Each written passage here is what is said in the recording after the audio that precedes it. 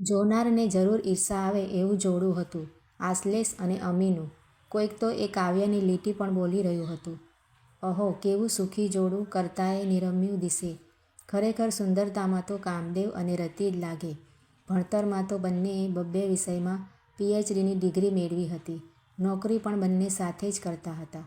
બંનેને તગડું પેકેજ મળતું હતું. આશ્લેષ એકનો એક હતો અને સામે અમી પણ એકની એક.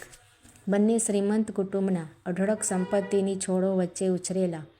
બંને કુટુંબ સંસ્કારી, બંને કુટુંબ લક્ષ્મી અને સરસ્વતીને વરેલા.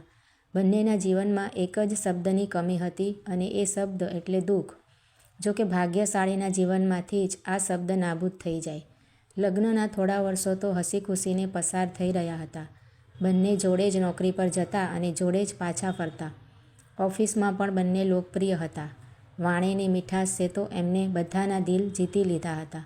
પરંતુ એવામાં અમીના મમ્મી દાદરેથી પડી જતા ફ્રેક્ચર થઈ ગયું. બંને પગે પાટો આવી ગયો. ત્યારે આશ્લેષના મમ્મીએ કહ્યું, અમી, તારા મમ્મી પપ્પાને અહીં જ બોલાવી લે. આપણું ઘર મોટું છે, અમને પણ તારા મમ્મી પપ્પા આવવાથી ગમશે.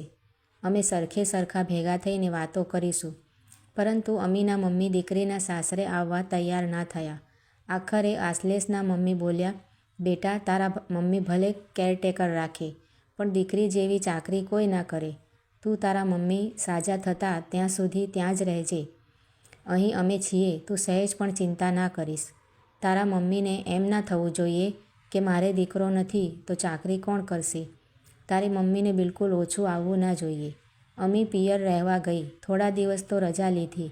પછી એ ઓફિસ જવા તૈયાર થઈ ત્યારે એની મમ્મીની આંખમાં આંસુ હતા. એ ઉદાસ થઈ ગયા હતા. અમી કશું બોલી નહીં, પરંતુ ઓફિસ જઈને રજા લંબાવી.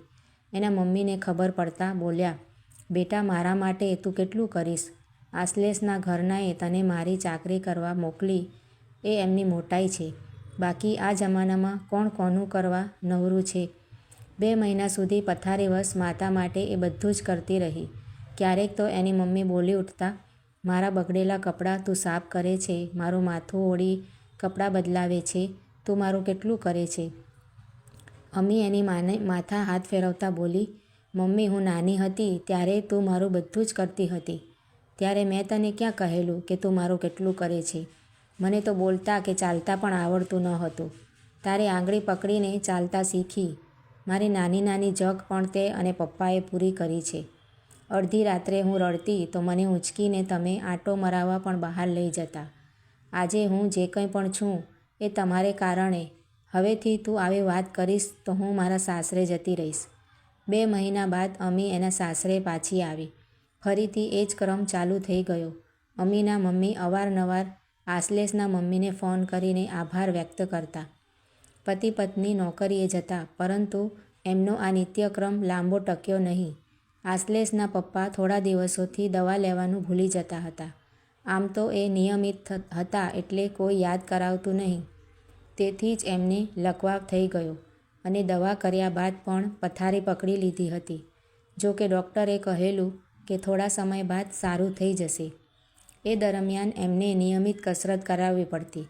આશ્લેષના મમ્મીની ઉંમર થઈ ગયેલી, તેથી પતિને પડખું ફેરવવામાં પણ મદદ કરી શકતા નહોતા.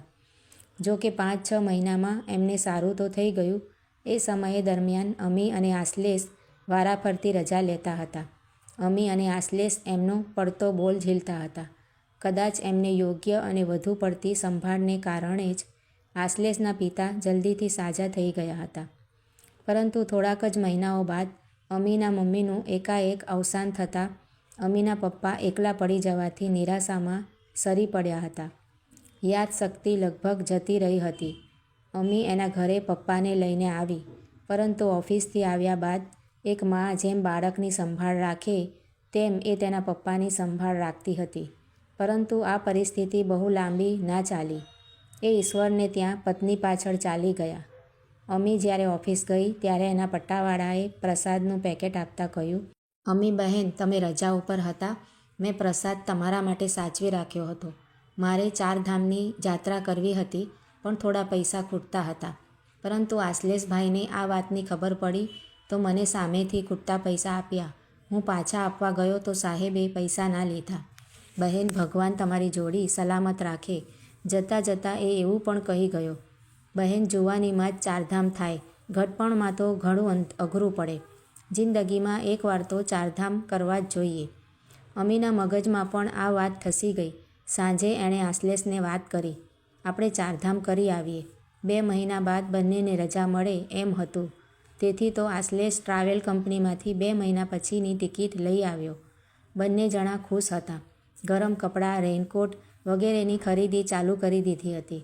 પરંતુ જવાના આગલા દિવસે જ અમીના સાસુને છાતીમાં દુખાવો ઉપડ્યો. ડૉક્ટરે કહ્યું એટેક છે. ત્યારબાદ તો બાયપાસ સર્જરી કરાવવી પડી.